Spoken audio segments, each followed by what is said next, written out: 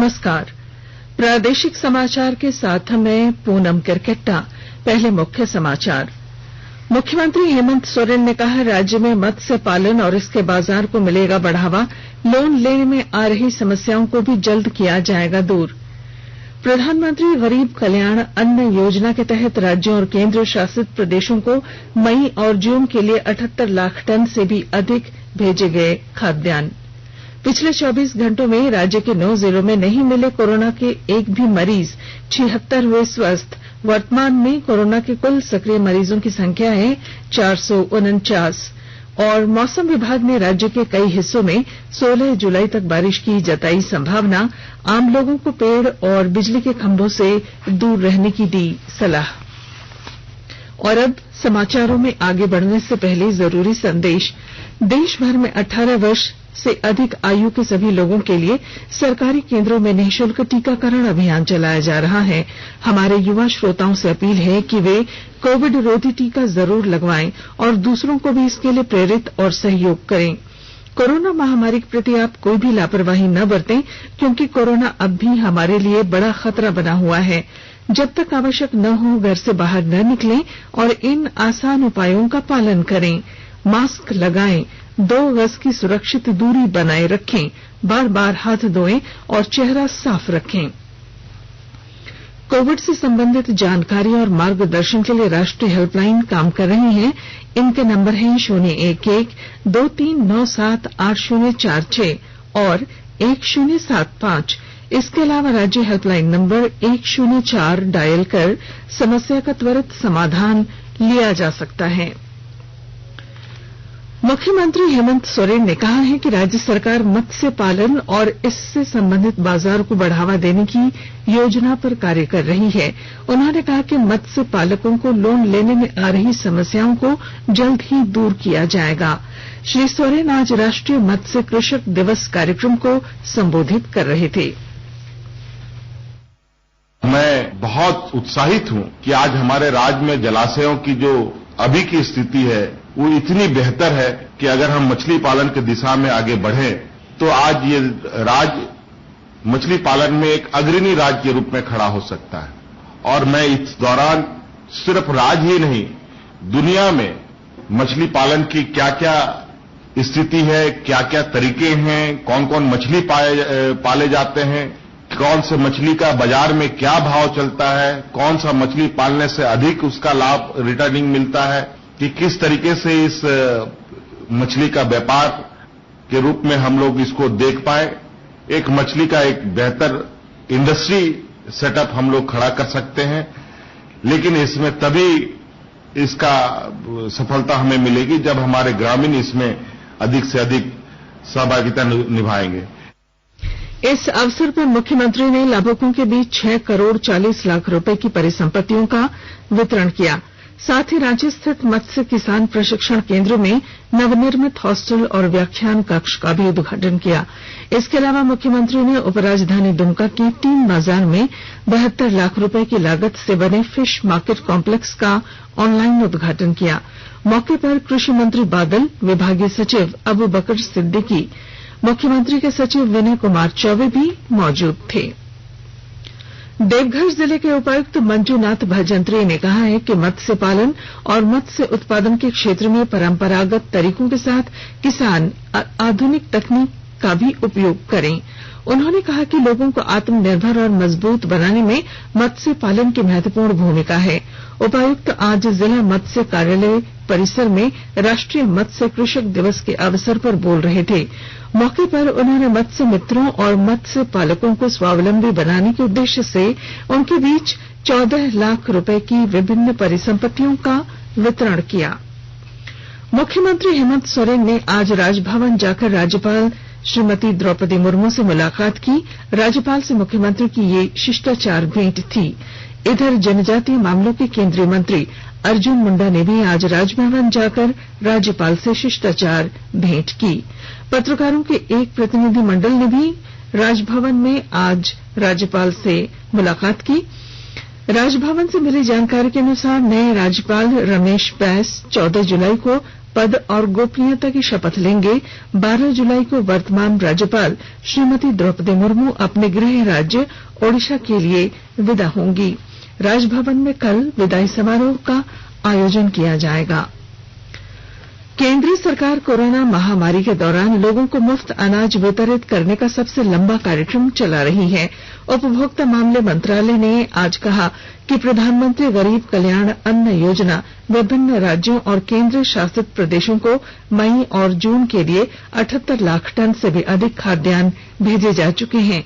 मंत्रालय ने कहा है कि इस योजना के तहत जुलाई से नवंबर के 5 महीनों के दौरान 198 लाख टन से भी अधिक खाद्यान्न का आवंटन राज्यों और केंद्र शासित प्रदेशों के लिए कर दिया गया है। इनमें से लगभग 4 लाख टन खाद्यान्न राज्यों और केंद्र शासित प्रदेशों को भेजे जा चुके हैं।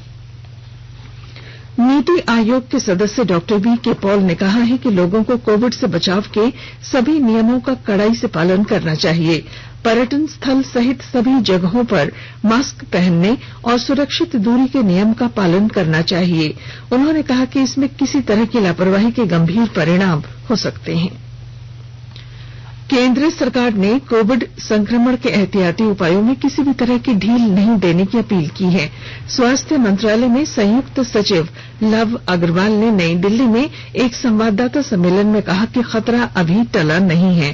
कोरोना महामारी की मौजूदा स्थिति पर संयुक्त सचिव लव अग्रवाल ने कहा कि देश में कोविड के दैनिक मरीज लगातार कम हो रहे हैं और पिछले 7-8 सप्ताह से स्वस्थ होने की दर में भी वृद्धि हो रही है। आकाशवाणी के ताजा तरीन समाचारों के लिए आप हमारी वेबसाइट newsonair.com पर लॉग ऑन कर सकते हैं। ताजा समाचार Twitter handle @AIR news alerts और Facebook page All India Radio news पर भी उपलब्ध है। आप प्रादेशिक समाचार एकांश के ट्विटर हैंडल @AIR न्यूज _ और फेसबुक इंस्टाग्राम पेज तथा YouTube channel AIR news Ranchi पर भी हमारे बुलेटिन सुन सकते हैं। प्रादेशिक समाचार आप आकाशवाणी रांची से सुन रहे हैं।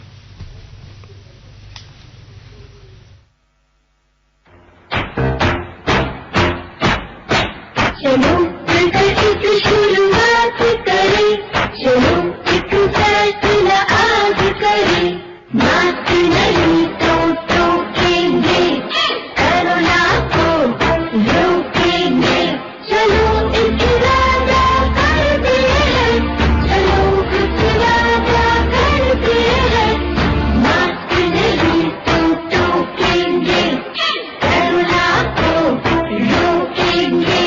भारत सरकार द्वारा जनहित में जारी। कोविड-19 से बचाव और सुरक्षित रहने के 3 उपाय।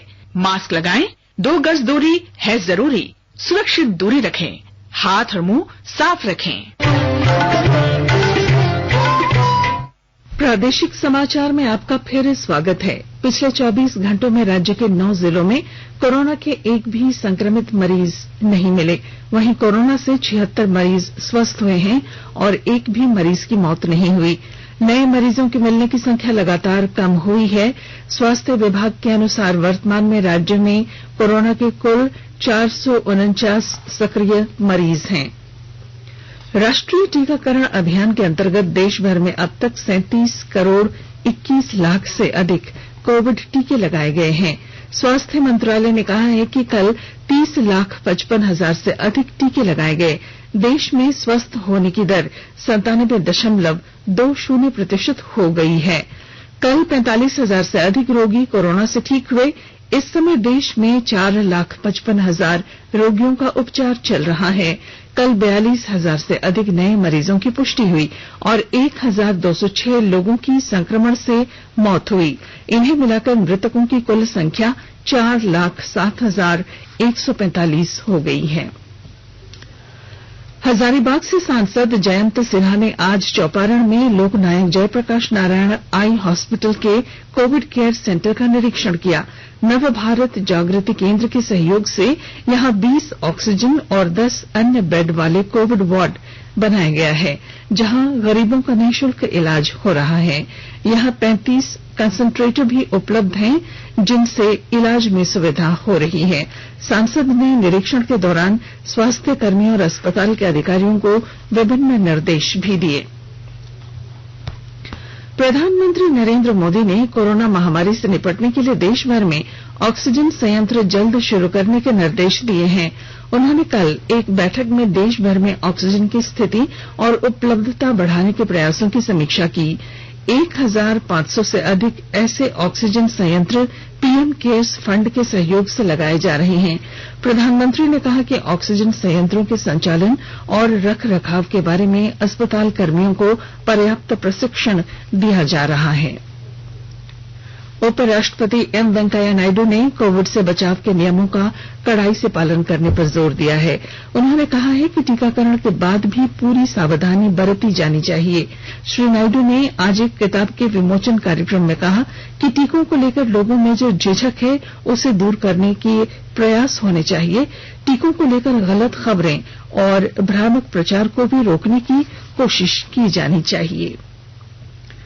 केंद्र सरकार कोविड महामारी के दौरान लोगों की सुविधा के लिए बनाई गई राष्ट्रीय स्तर की हेल्पलाइन नंबर के बारे में लोगों को जागरूक कर रही है।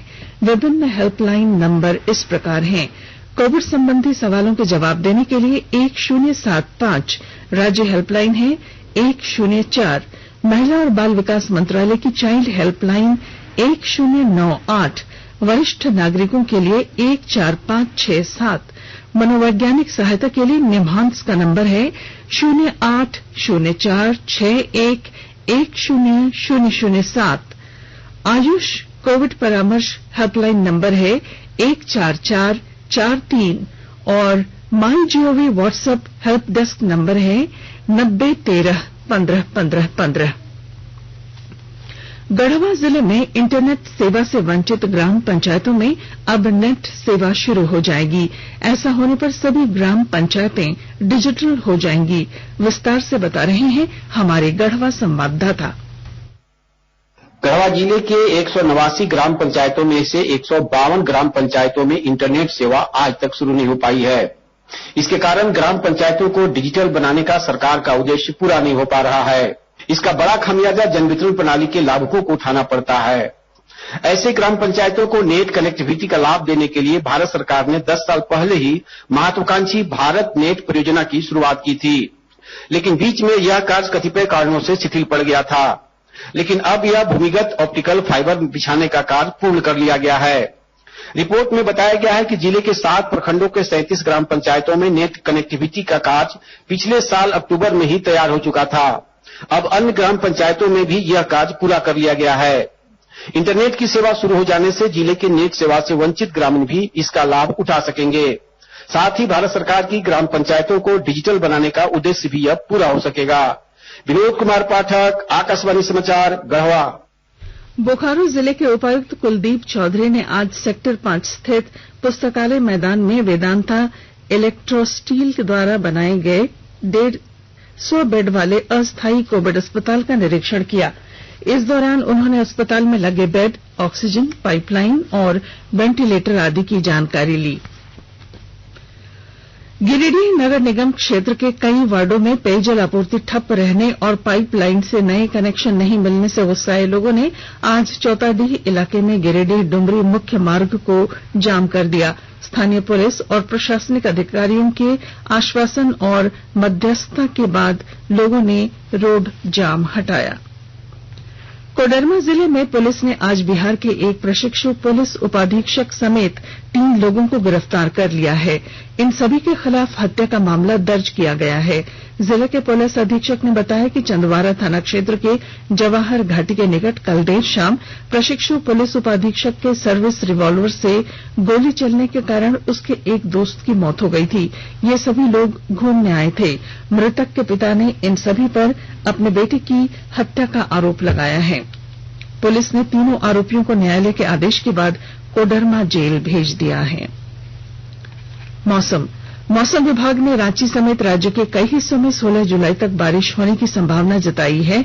रांची स्थित मौसम केंद्र के वैज्ञानिकों के अनुसार रांची, रामगढ़, हजारीबाग, पश्चिमी सिंहभूम, चतरा, पलामू, लातेहार और लोहरदगा जिलों में अगले 7 दिनों में कुछ जगहों पर हल्के से मध्यम दर्जे की बारिश की संभावना व्यक्त की गई है।